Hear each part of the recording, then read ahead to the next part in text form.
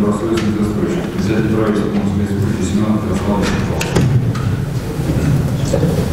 Уважаемый господин Ильич, уважаемые коллеги, добрый день. В сегодняшний момент у нас с вами ведется строительство 108 многоквартирных домов, общая площадь 1 миллион 300 квадратных, 1,150 миллионов квадратных метров. Застройщики у нас с вами, коллеги, 66 организаций. В реестр включено у нас сейчас 6723 переговорного участия. Коэффициент проблемности, так называемая позиция, составляет 9,7%, и пугающая цифра 666 проблемных договоров. На 1 июля предыдущего года главой республики был утвержден план график решения проблем обманутых по состоянию на 1 декабря 2018 года реестр составил 295 человек. На сегодняшний день произошли изменения. 70 человек из реестра были исключены, поскольку были предоставлены меры поддержки и защиты установленных правонарушений. 58 человек туда добавились, 2 из новых и 2 из старых объектов. На сегодняшний момент Удмуртская республика, о чем мы неоднократно докладывали Министерству строительства Российской Федерации, один из первых регионов, который на законодательном уровне предложил механизмы решения проблем обманутых дольщиков. Первый механизм – это предоставление потенциальному застройщику земельного участка на конкурсной основе.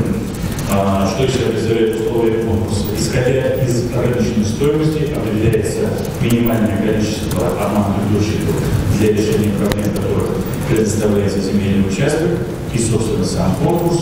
Тот потенциальный застройщик, который предоставит большему количеству дольщиков квадратные метры, получает земельный участок и осуществляет строительство. Второй механизм – замена недобросовестного застройщика с целью включения его в строительство объекта и предоставления дольщикам квадратных метров именно в этом объекте. Как я сказал, на 31 июля у нас было 304, теперь 295 граждан находятся в реестре. Итак, 10 объектов, решение проблемы дольщиков которых является первоочередной задачей правительства. Первый, самый крупный объект – Родниковый край, Завьяловский район, в реестре находится 159 обманутых дольщиков. В отношении застройщика у нас ведется процедура банкротства, в отношении руководителя заведено уголовное дело. Совместно с Минстроем Российской Федерации мы отработали механизм замены застройщика. Застройщик определен, в качестве компенсации предоставлены 2 земельных участка из республиканской собственности. Положительно решен вопрос в отношении предоставления участка из муниципальной собственности. До конца года застройщик должен зайти на объект, Александр Владимирович, непосредственно на объект, я буду докладывать вам лично. Самая главная проблема, которая у нас обнаружилась на Хатриках. Из-за того, что объект не был законсервирован, из-за того, что у нас остался открытым для дождя и снега, сейчас единственный безопасный способ достроить объект – это полностью снести фундамент и не укреплять стены и начать строительство объекта заново. С инициативной группой проводятся регулярные встречи. На собрании, которое было в прошлую пятницу, будут предоставлены все результаты строительно-технической экспертизы. С объектом работа ведется еженедельно. Как только, повторюсь, как только застройщик выйдет на объект с выполнением строительно-монтажных работ, об этом вам будет доложено лично.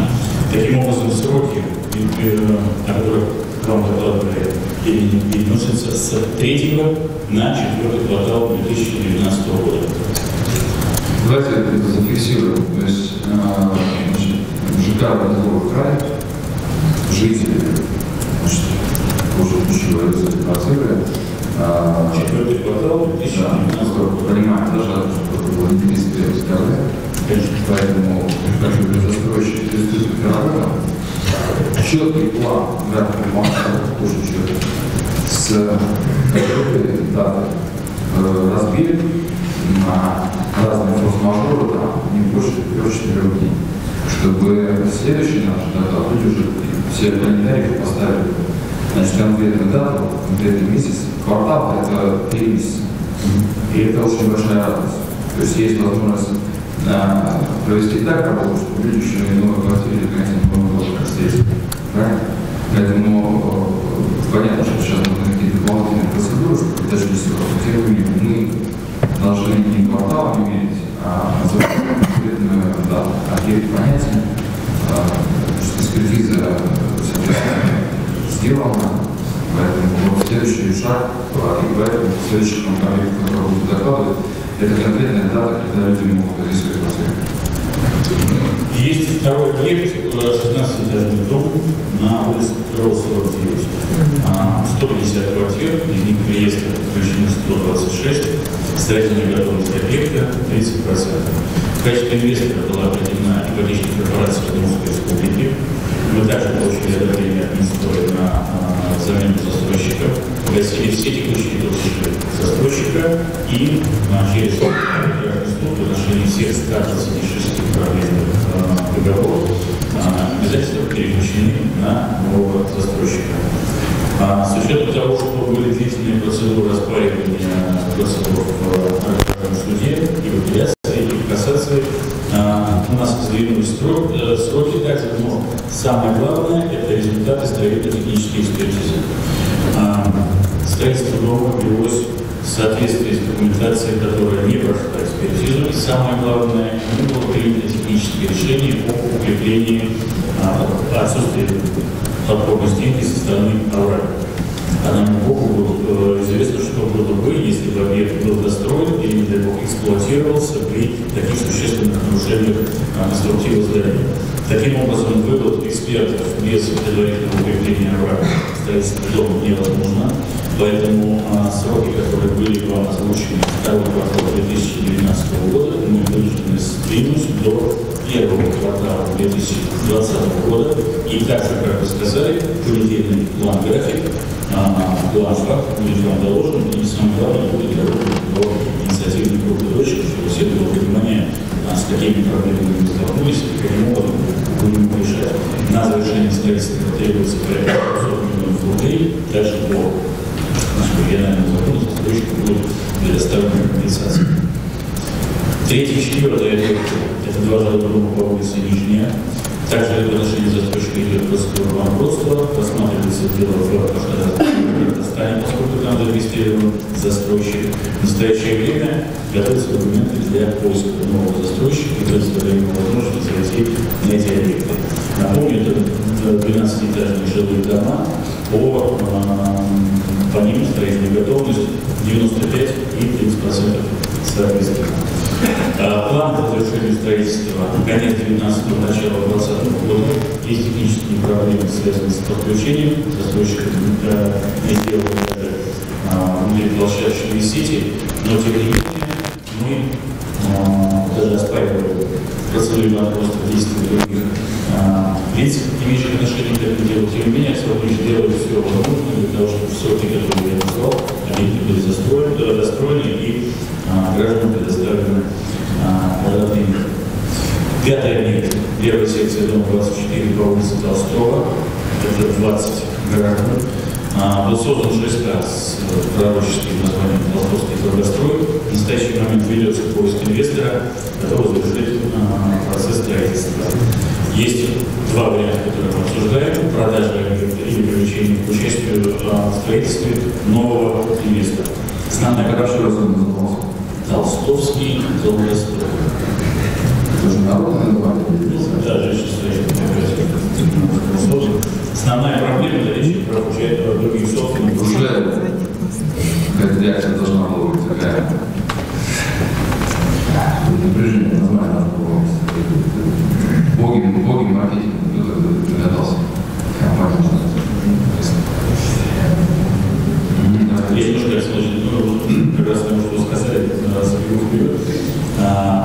Прошу вас рассмотреть возможность создания межведомственной рабочей группы, с тем, что мы еженедельно, либо ежемесячно, в зависимости от того, насколько... Пока еженедельно мы с вами обсудили, под моим руководством, в еженедельном формате будем обсуждать с единственной дополнительной, с приглашением застройщиков. Потом расскажу еще про строительство Удмуртской республики. Очень много предстоит сделать, поэтому если вышли на объект, то, пожалуйста, на комиссию обсудили день просмотра. Давайте закончим. Шестой объект многоквартирный номер 1 в жилом комплексе «Акварель», расположенный по улице Автономии.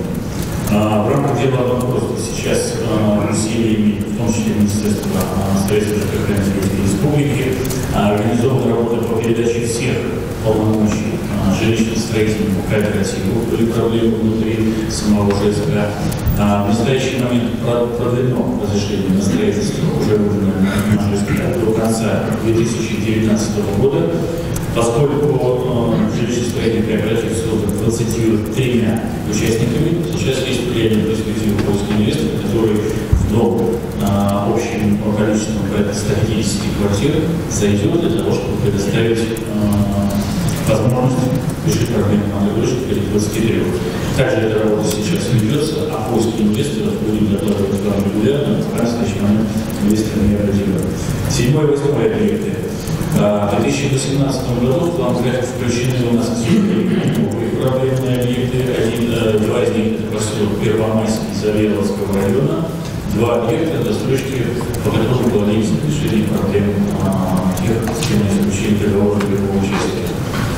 Два дома, 12 дочек, в каждом из них пятиэтажные многоквартирные дома. В одном ведется уголовное дело, в другом также ведется проверка, это только буквально свежие объекты, пока они график решения еще не составлены. И, наконец, 9 и 10 объекты. Помимо объектов, мы в план включаем много точек, в отношении которых уже физически не существует строительной площадки, поскольку в рамках процедуры банкротства эти площадки были переданы другим кредиторам. Таким образом, по улице Орсовской и по улице Самурова у нас 162 общей сложности новых участников делового строительства, находящихся в реестре. По ним также информация будет готова. Предложение и сроки в первом квартале 2019 года. Здесь мы, Александр Владимирович, будем рассматривать для решения проблемы надзорщиков земельный участок, который был предоставлен правительственной комиссии Российской Федерации площадью 80 гектар, предоставлен был именно для того, чтобы решить проблему надзорщиков. И еще раз прошу вашего содействия на создание жилищной рабочей группы для того, чтобы снять решение. Перед 25 декабря я еще коснусь этого вопроса. У нас происходят такие естественные процессы под названием реформы. Они происходят, естественно, не просто понятные эмоции на те или иные наши решения. Вот. Я вспоминаю, сколько было шума и советов по поводу Министерства транспорта, что как же так, никого не осталось, всех разогнали. Значит, напомню, по реализации проекта безопасной качественной дороги мы вроде лучше. Значит, сейчас у нас по гоне по потолку коллапс кадровый, уходят лучшие люди. Лучших людей мы всячески стараемся удержать и мотивировать их на работу. А уходят те, кто привыкли по 3, максимум 4 часа в день работать. Просто признать себе это не хотели.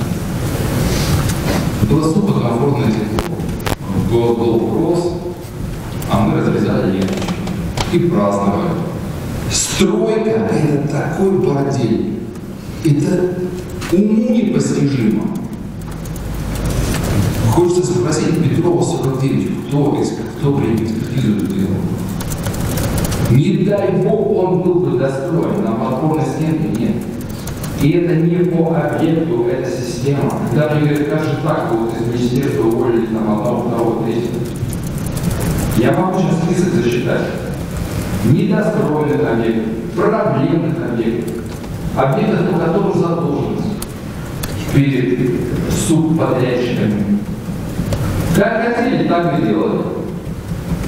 Вот в этом правда. Ярослав Ильич, нам предстоит огромная работа по наведению порядка. В республике будет строить тот, кто знает, свое качество. И не иначе. С августа месяца занимаемся один и тот же фонд. Ни одного практически объекта, чтобы не было выхода из графика. Зачем вы эти графики подписываем, предоставляем? 2 недели выход, да ничего, нормально. Месяц выход, навалимся, зиму забьем сваи. Это не этот год, и прошлый, и позапрошлый. У нас есть уже объекты, которые мы вынуждены сносить. У нас есть объекты, куда мы входили в стройку, не понимая, будет или нет. Помимо того, у нас очень много задач, амбициозных.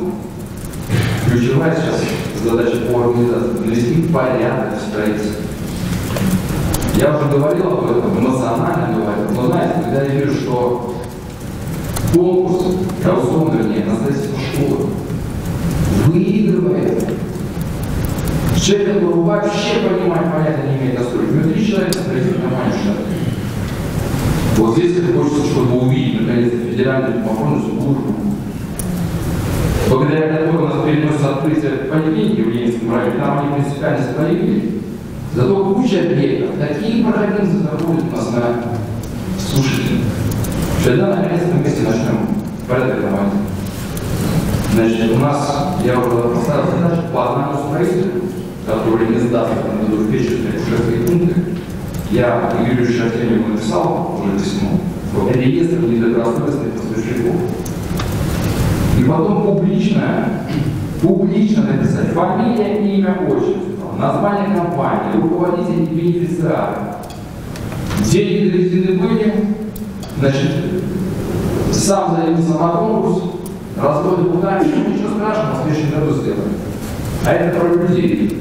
У нас есть еще один предприниматель, сейчас пока не буду, я рассказывал, назову все фамилии, который очень хотел, был у меня в кабинете. Да, я готов, я хочу строить. А потом, знаете, что происходит? Ну, все нормально. Он вошел, он знает, что объект нужно сдать в феврале, мероприятие будет проводиться, никуда не денешься, меняет сам условие, говорит, давайте деньги. Никуда вы не денетесь. В реестр недобросовестных поставщиков, чтобы ему не было брошено на рынке строительного обслуживания.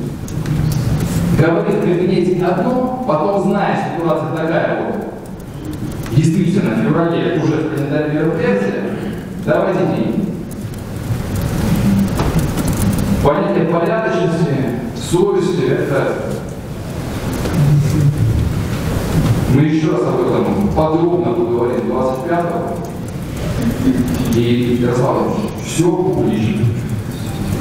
Есть те, которые добросовестно делают, качественно содействуют, чтобы они, значит, больше получали работу. У нас следующий год очень большой будет, сейчас мы говорим о объектах, где ремонтные конструкции нужны. Но это к вопросу о реформах. Некоторые знают, бегают, домашние маски выдвигают. Целый отдел сократился. Да что-то ничего не происходит.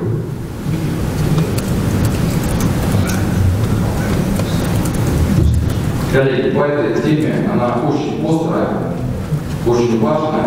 Здесь нам нужно действительно по запросу, но пока в еженедельном формате. Еще раз говорю, с приглашением застройщиков. Нам не нужно ждать, чтобы 6 месяцев была уже задержка. Не надо этого ждать.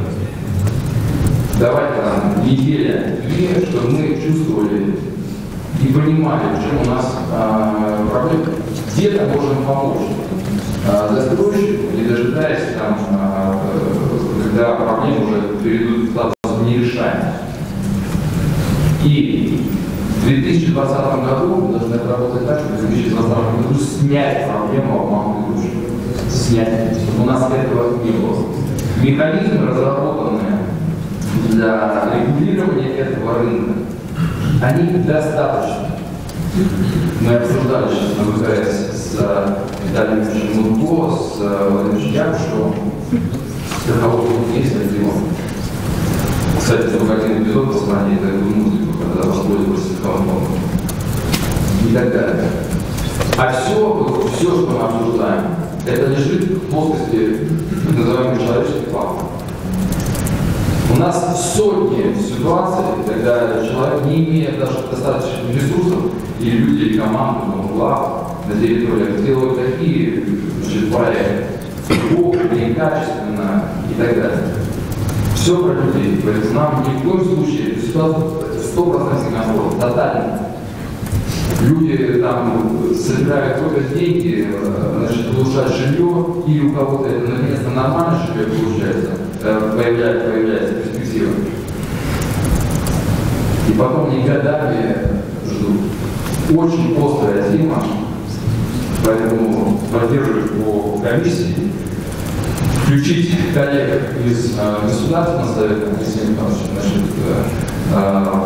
там, где объекты строятся на территории, соответственно, вместе с главой. И вот эта комиссия, она должна быть вот такой действительно рабочей. Спасибо, присаживайтесь.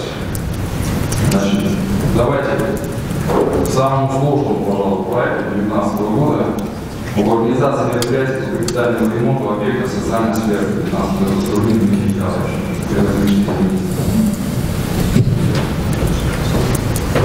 Много раз уже говорили про это, все в курсе. Давайте просто очень коротко, что мы сейчас имеем в части количества, стоимость и какое количество мы в 2019 сможем сделать.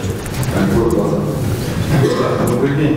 Напомню, что Александр Иванович в апреле была поставлена задача провести инвентаризацию физического состояния всех объектов социальной сферы.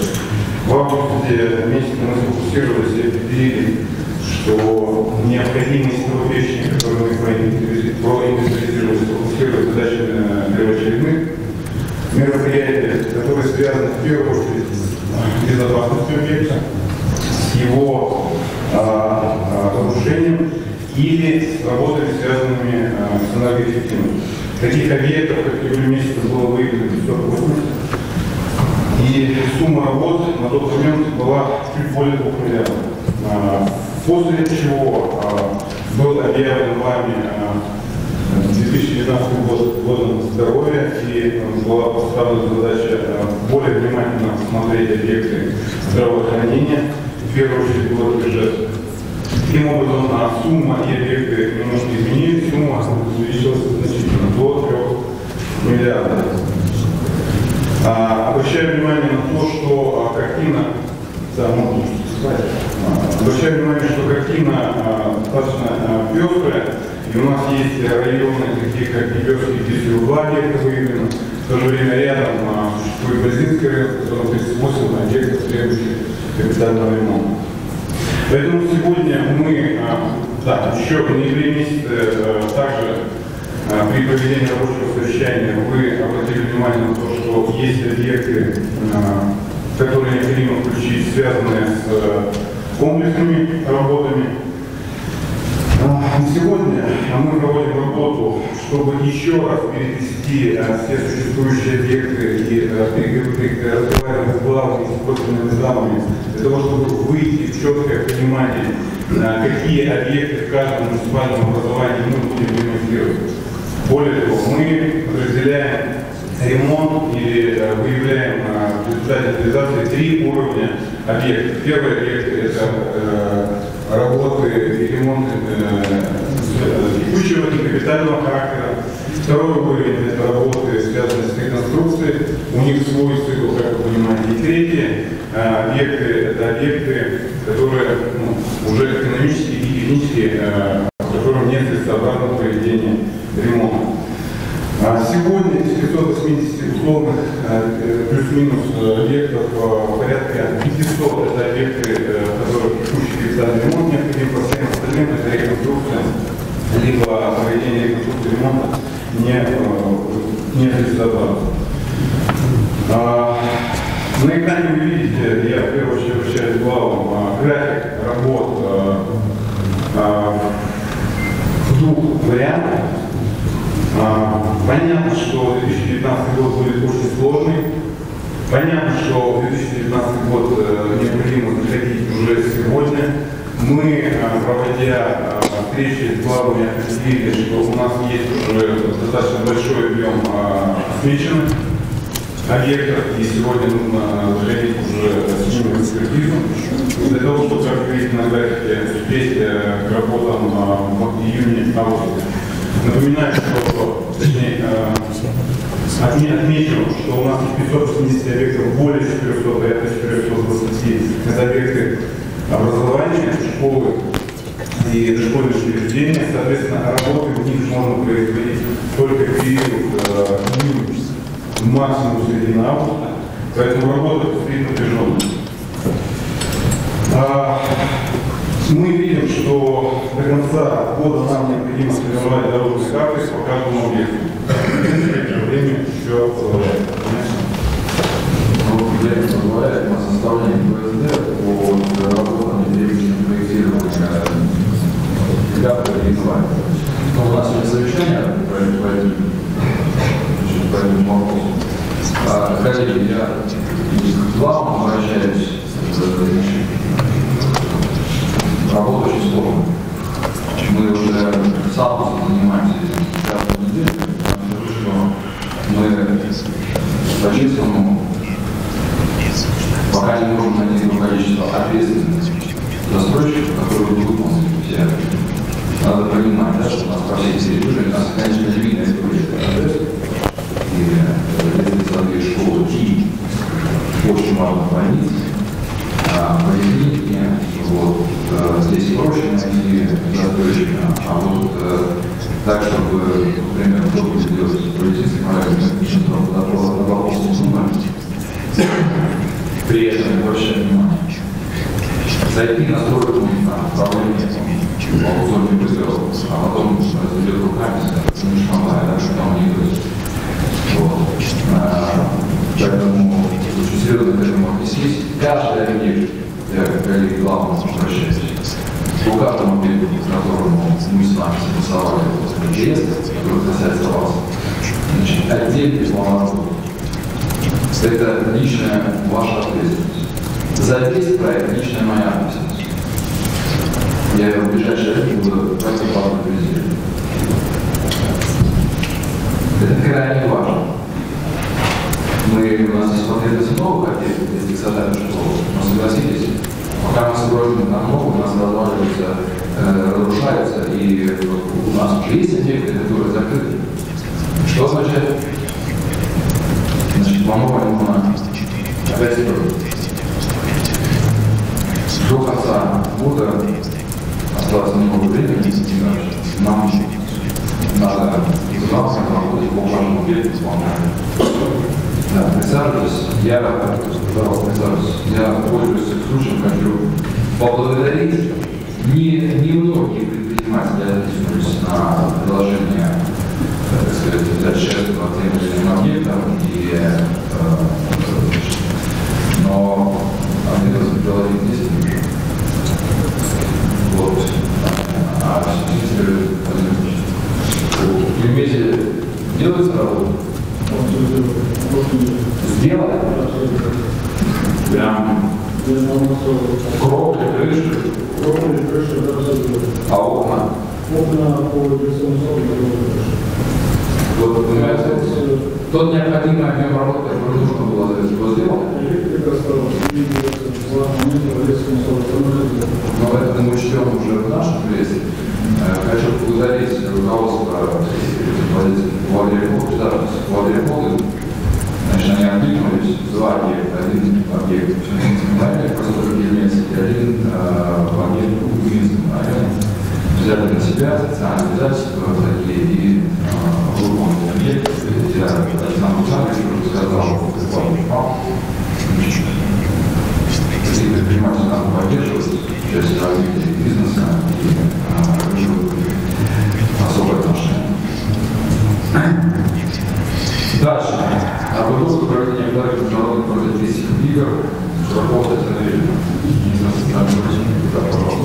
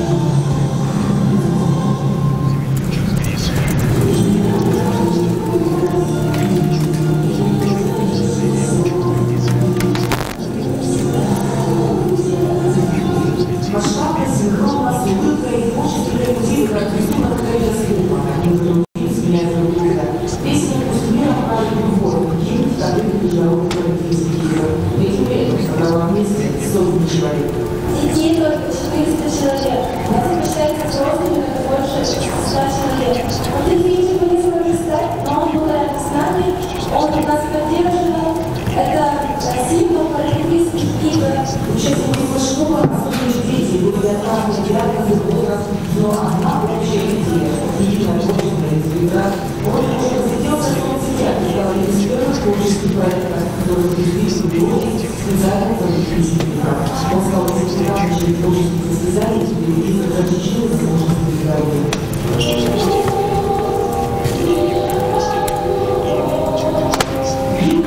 Сюжеты и осень учили проходили участники детского эксклюзивного свободного хора. Когда на выступлении человек здоровый принесли на место творческие проекты исключительно публикации. Он увидел, что творческое мировое международный никак. Он уникальный, аналог неразумный. Это очень большая ответственность перед такой хорой. И чувствуешь такую силу, когда ты можешь поднять на скорость, еще и состав, еще и спикер. И здесь только чувствуешь гордость, когда все, не знаю, ценность становится. Я очень благодарна, что я здесь сейчас и говорю.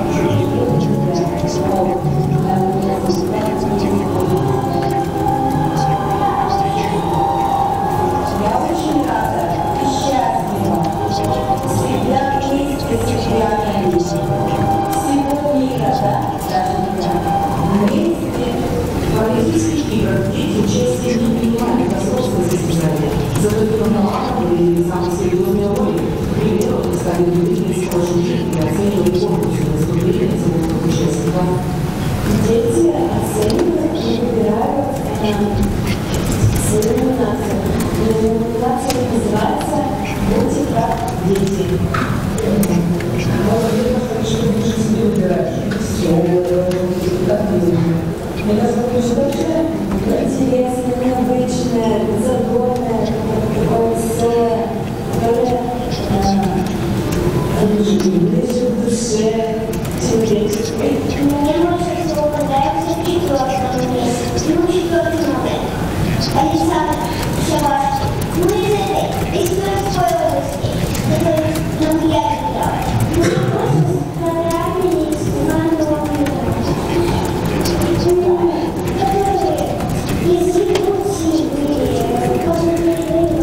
А самые активные и любознательные замечательные детские инклюзивные рецепты. Юные журналисты Зеленогорской впервые истории политического движения. На профессиональные журналисты освещали самые интересные детали фестиваля. Наша задача – показать видные глаза детей, особенно видные глаза себя. Конечно, мы не успеем максимально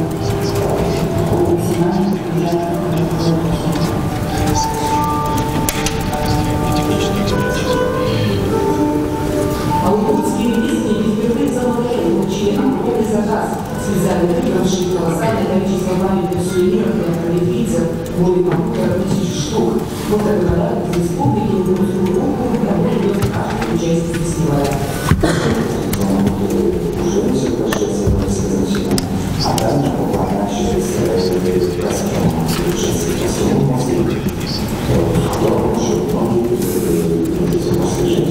с которым ассоциирует. Она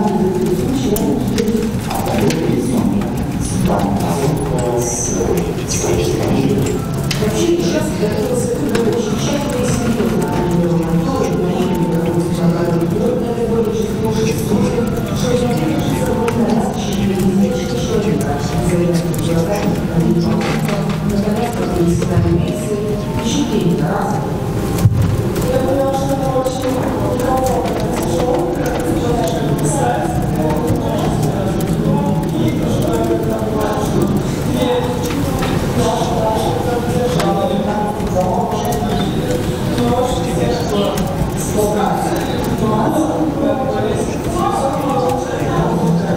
Специальные политические игры Ижевские медляки для устраивания для участников первых городских улиц, гостиниц, публичной площадки, обучали курьеров, спасателей и даже министров. Последние месяцы общались с молодежью, с школьниками, просто те, кто встречать, обслуживать, те, кто работает в сфере учились по-другому относиться к инвалидности. Не как тем, кому требуется жалость и внимание, а как таким же людям, которые могут участвовать в конкурсах, снимать хотя бы места, в фестивалях. Я не только сторонник, даже написала открытие, не только для самих участников, но и для других.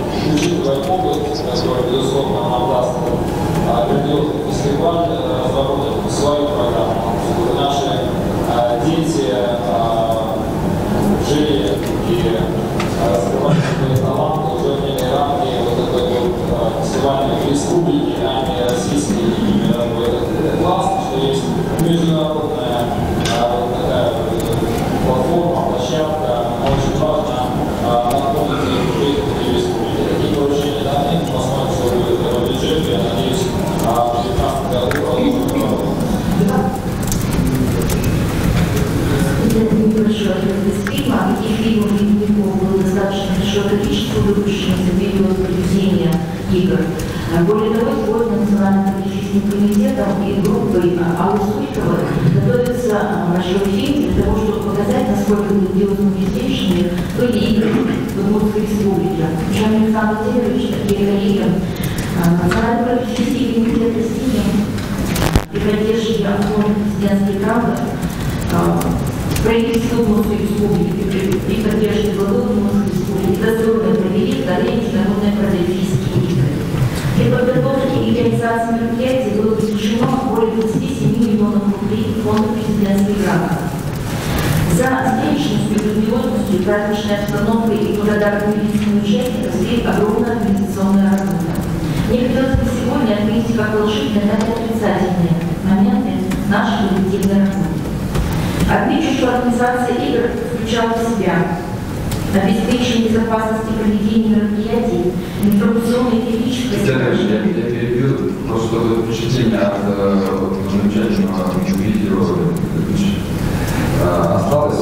Вот это вот все лишнее, мы уже об этом говорили. Давайте по итогу, сколько участвовалось, это игра, и я давал поручение, мы имеем возможность продолжить сама республики, не только для взрослых, но и для детей. Потому что организационные задачи мы решали не регламентируем на рамках совещания. Давайте по итогу еще раз. Количество стран, субъекты и почему нам роль.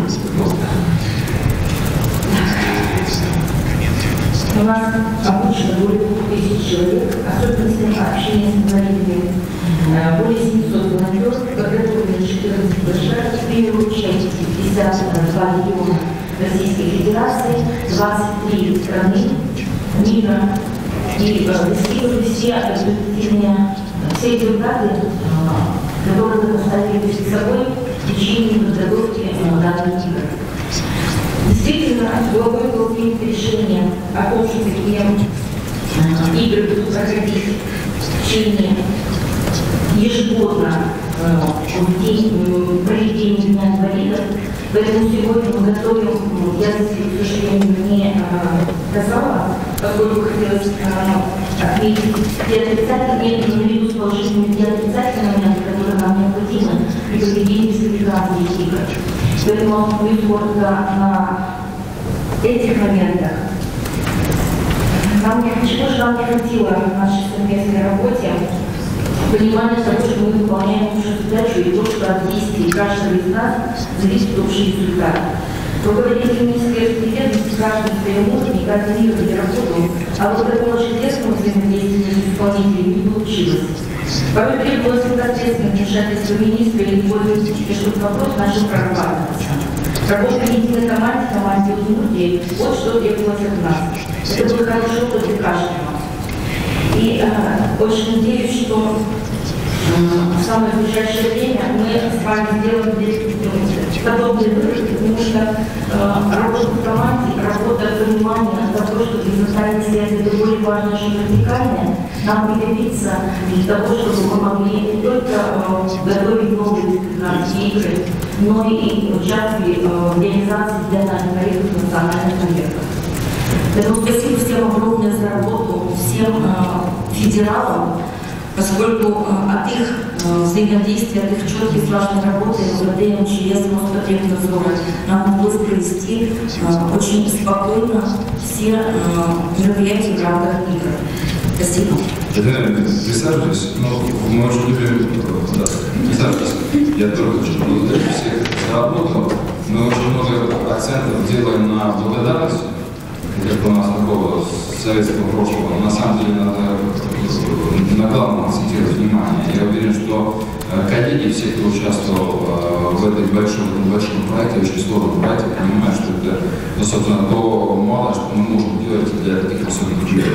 Поэтому здесь хочется в первую очередь слова благодарности самим участникам сказать. И у меня все-таки просьба, чтобы не расплескиваться, мы еще раз к этому вернемся, но уже давайте в формате некой презентации, а что будет на постоянной основе в Удмуртии. Вот я ставлю такую задачу, Станислав Петрович, считайте, еще раз говорю, чтобы это были взрослые дети, эмоции, которые я увидел, и через социальные сети, мне писали, они, конечно, не невероятный. Запрос огромный. Многие не попали, не смогли, я имею в виду жители Удмуртии, люди с ограниченными возможностями, не смогли поучаствовать, потому что была естественная квота. Я напомню, 1500 участников, это 23 страны мира, больше 50 субъектов Российской Федерации. А запрос как минимум настолько же только из Удмуртии. Поэтому нам надо, поддерживая участие в международных и российских площадках, нам нужно постоянно, здесь они не живут. Нам надо постоянно это здесь делать. У нас был посол в Сирии и в России, здесь с визитом, у нас была рабочая встреча, и они высоко оценили организацию, и сам формат, и я здесь некоторые таким предложениям. Я думаю, что у нас получится сотрудничество с Сирийской республикой. Работаем по этому направлению дальше. Коллеги, практически заключительный вопрос. Смирнов Сергей Витальевич, руководитель администрации главы Удмуртской республики. Ну, собственно, про проведение массовых новогодних мероприятий в Удмуртии. Спасибо, Александр Владимирович. Уважаемые коллеги, по всей республике подготовлены новогодние мероприятия. Я дальше сразу можно дальше поставить. Я уже несколько раз обращал внимание, потому что проект это классно, но при таком освещении ничего не видно. Подумайте над новыми решениями, о том, чтобы была более четкая картина. У нас много очень визуализаций, важных визуализаций, чтобы вот что-то придумать. Да, хорошо. По всей республике подготовлены новогодние мероприятия. Я начну с Ижевска, который является основной республиканской площадкой. В рамках подготовки новогодней кампании составлена единая афиша новогодних мероприятий. Афиша размещена на остановочных комплексах города. Сейчас идет ее активное распространение в образовательных культурных учреждениях, торговых комплексах, местах общественного питания, социальных сетях. Информация о новогодних мероприятиях будет размещена в государственных средствах массовой информации. С сегодняшнего дня запущены ролики на радиостанциях. И коллеги, для того, чтобы житель республики знал о новогодних мероприятиях, мы запустили единый портал. Я извиняюсь, вот тот предыдущий слайд, я даже отсюда не смог прочитать, та самая афиша, она вот на этом сайте, правильно? 2019.иж.ру, верно? Да. Отлично. Я прошу Министерство информатизации и связи Удмуртской республики совместно с исполнителями органами государственной власти, органами местного самоуправления разместить на официальных сайтах баннер с логотипом празднования Нового года и ссылкой на сайт 2019.иш.ру. Для жителей региона подготовлена обширная программа празднования Нового года. Одной из центральных площадок в Ижевске будет центральная площадь Ижевска. Здесь появится функциональный ледовый городок для семейного отдыха. Оформление полностью посвятят году театра. В отличие от прошлого года, он будет абсолютно бесплатным для всех. Установка главных каруселей на площади не планируется. Строительство ледового городка уже началось. Официально Вегетативно все пробегаешь для СМИ. Очень интересном опыте прошлого года.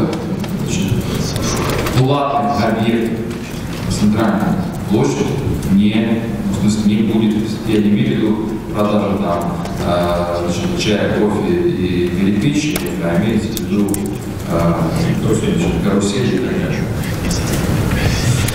Да, строительство ледового городка уже началось, и официальное открытие его состоится 27 декабря в 16 часов. С 25 декабря на площади начнет работу новогодняя ярмарка.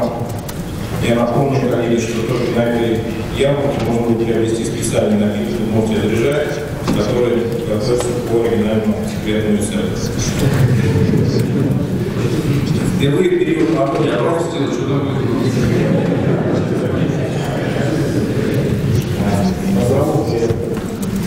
секретный рецепт у нас есть. Новогодний напиток «Удмуртия заряжает», который можно будет приобрести только на новогодние праздники, только на центральной площади.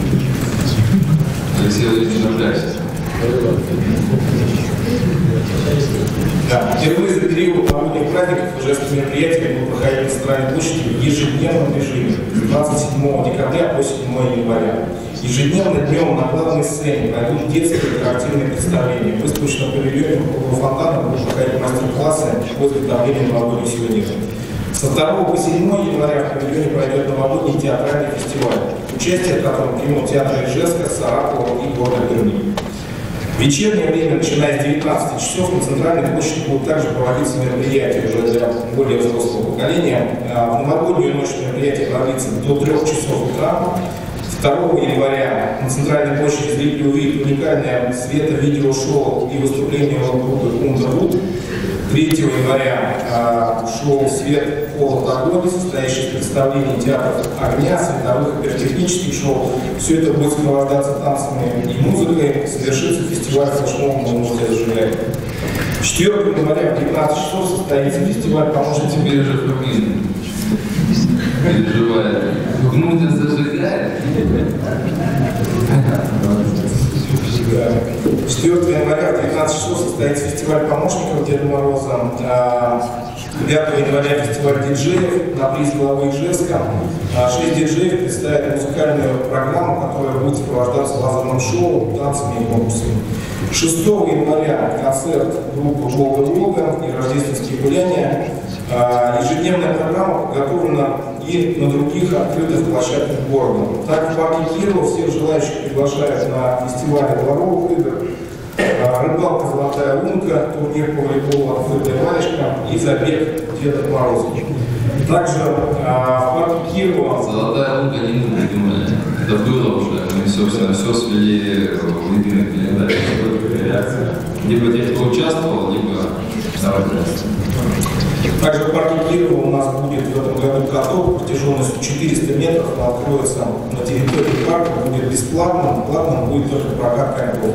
В парке работают лыжные трассы, а также трассы для сноубордистов, тюбингов для любителей скандинавских ходьбы. На набережной Ижевского пруда с 1 по 7 января свои картины на снегу представит дворник художник Семен Бухарин. Первая картина будет посвящена столетию Михаила Тимофеевича Калашникова. Все остальные держатся в секрете. 4 января на набережной состоится фестиваль креативных саней «Лечу как хочу». Победители определяются по нескольким номинациям. Участие могут принять, напоминаю, все желающие. 6 января финал турнира по взятию Снежной крепости. Отборочные этапы пройдут на районных площадках города. Финал турнира по хоккею на вальках состоится 7 января на площадке в зоопарке. Отборочные этапы также пройдут на площадках города. С 8 января на набережной начнут свою работу скульпторы в рамках фестиваля «Удмуртский лед». А у Свято-Михайловского собора с 7 по 19 января пройдет 8-й фестиваль ангелов и архангелов. Всего в районах Ижевска будет установлено свыше 100 елок, более 50 бесплатных снежных городков и более 30 хоккейных коробок и катков. Ну и, конечно, не только в Ижевске у нас будут празднования, во всех городах районов республики будут проходить новогодние мероприятия, открытие главных елок, встречи Нового года, различные новогодние квесты. Так, например, 4 января в Лазове состоится спортивно-интерактивный новогодний праздник «Снежные войны» эпизод 19. В Сарапуле на площадке городского сада имени Пушкина ежедневно будет проходить детская интерактивная площадка, программа. В городе Воткинске в период новогодних каникул на центральной площади состоятся театрализованные новогодние представления для детей. Я прошу всех глав муниципальных образований уделить самое пристальное внимание подготовке новогодних мероприятий. Важно сделать этот праздник для всех, и для детей, и для взрослых. Но немного хочу отдельно остановиться на том, что делается для детей в республике в этом году. Так, в этом году с 19 по 8 января дети, оказавшиеся в трудной жизненной ситуации, посетят благотворительные театрализованные представления. Наше предложение о проведении благотворительных представлений поддержали все республиканские муниципальные театры. Всего представления посетят более 3500 детей. Новогодние подарки получат свыше 40 тысяч детей республики, оказавшихся в трудной жизненной ситуации. Если быть точным, 41 890 детей. 20 декабря в Государственном театре оперы и балета Удмуртской республики состоится новогодняя елка для детей, добившихся высоких результатов в учебе, спорте, общественной деятельности с участием, с поздравлением главы республики. После просмотра балета «Щелкунчик» дети увидят новогоднюю интермедию под названием «Возможно все», участниками которой станут современные удмуртские герои. С 2017 года в Удмуртии реализуется проект «Подарок своими руками». По инициативе главы республики корпоративные подарки были заменены подарками, сделанными руками воспитанников детских учреждений республики. В 2018 году участие в акции принимает 13 детских домов в Удмуртии и 8 социально-рекреационных центров. Впервые 32 школы-интерната, коррекционные школы, студии керамики Шунды-Берган, работают с детьми-инвалидами на Палезинский район. В 2017 году было получено около 600 подарков и 400 открыток. В этом году их количество возросло до 1400 штук. Подарки от детей уже выступают. Сегодня, 10 декабря, мы получим все. И 17 декабря будут отправлены подарки для вручения руководителям, нашим партнерам, коллегам, как внутри республики, так и за ее пределами. Коллеги, особенно представители бизнеса, мы приглашаем вас поддержать эту акцию и заменить ваши корпоративные подарки сувенирной ручной работы, готовы выступить координаторами этой акции. Уважаемые коллеги, для того, чтобы праздничные мероприятия прошли не только ярко и эффективно, но еще и безопасно и комфортно, для участников нужно максимально мобилизовать все силы и средства. Поэтому прошу правоохранительные органы администрации городов, районов, коммунальные службы активно включиться в этот процесс. В настоящее время уже составлен график посещения театрализованных представлений. В ближайшее время информация будет направлена на правоохранительные органы для обеспечения безопасной перевозки детей, Министерство здравоохранения для обеспечения медицинского сопровождения. Иногородние дети будут обеспечены горячим питанием в образовательных организациях города Ижевска. Коллеги, наша общая задача – подарить людям яркий и запоминающийся праздник, уверен, что мы с ним справимся.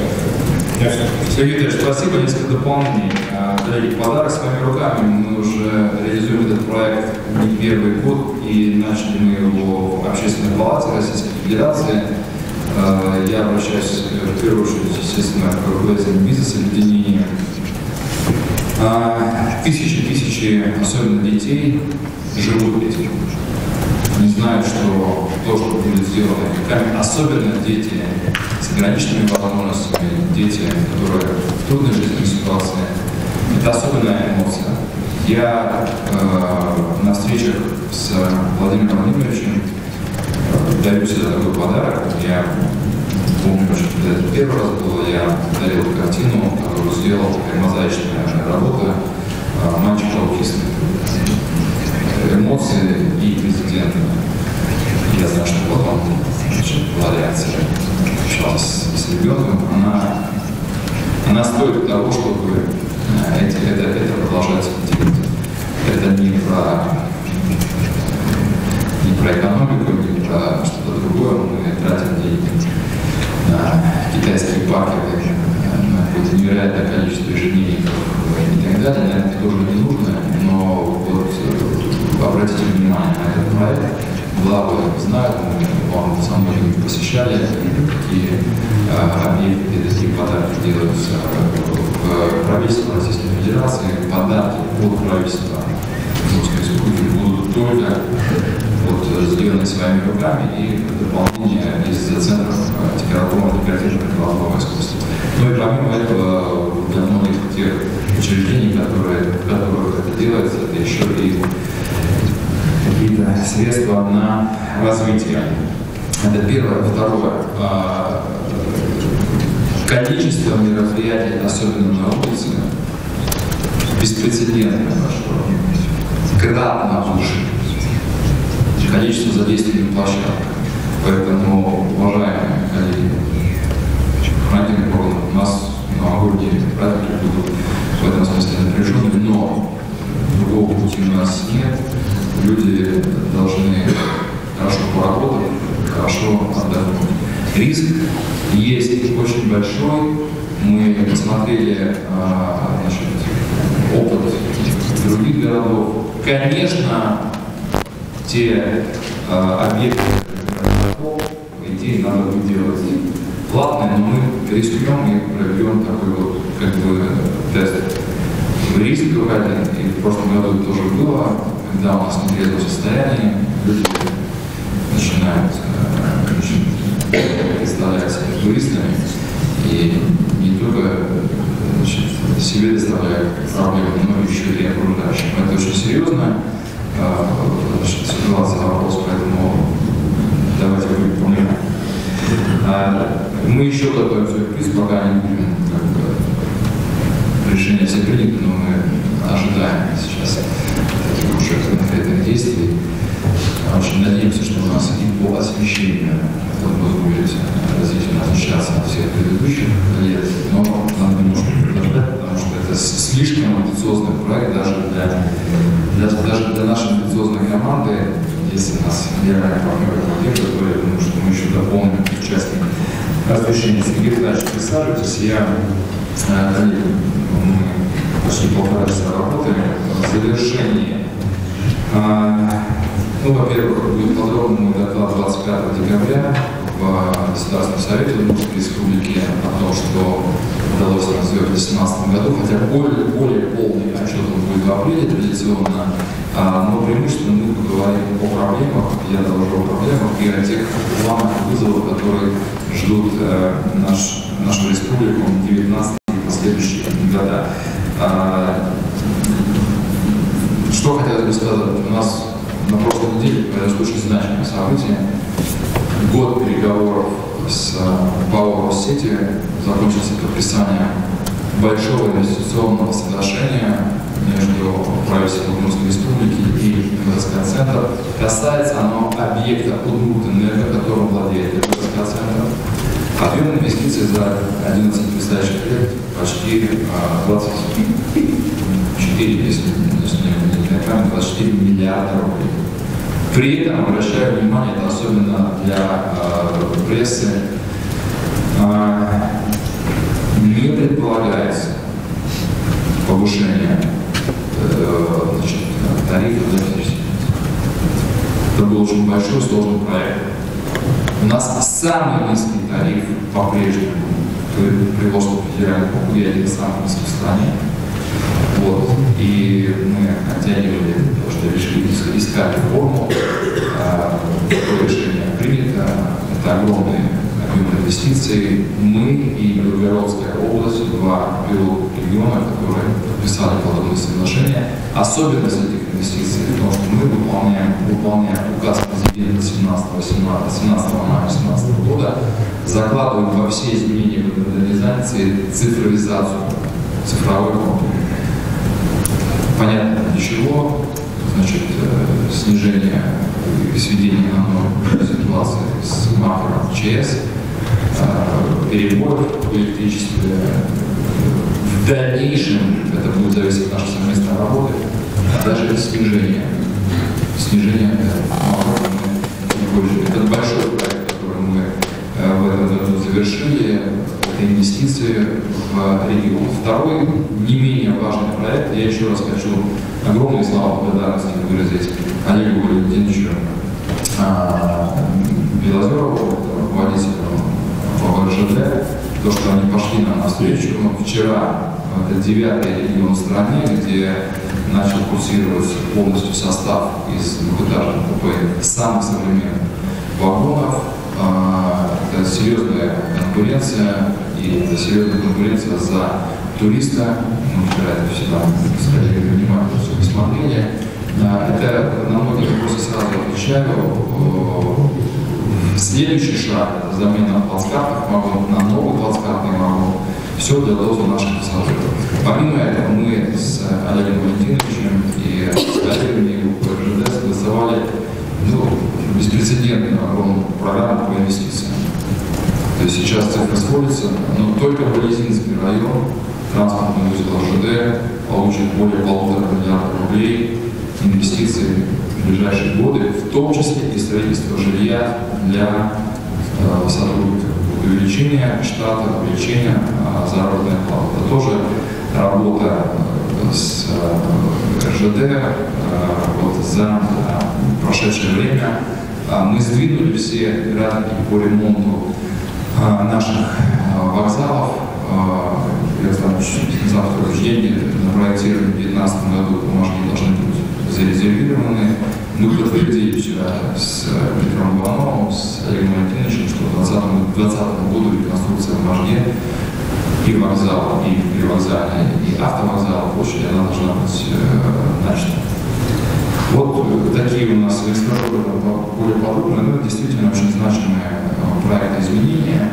Эта неделя очень важная у нас участие переговоров по инвестициям. Александр сегодня уже находится в Москве. Но я думаю, что 25 декабря мы более подробно по этой теме вас проинформируем.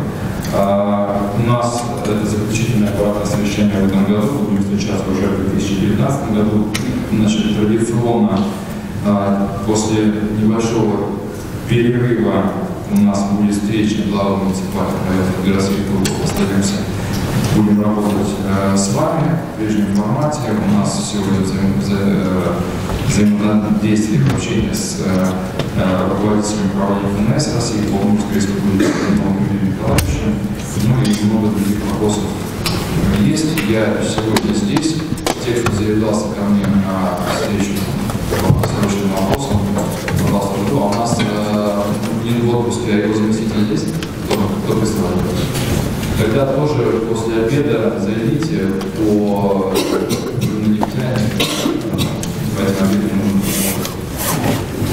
коллеги, если вопросов нет, всем продуктивной рабочей недели.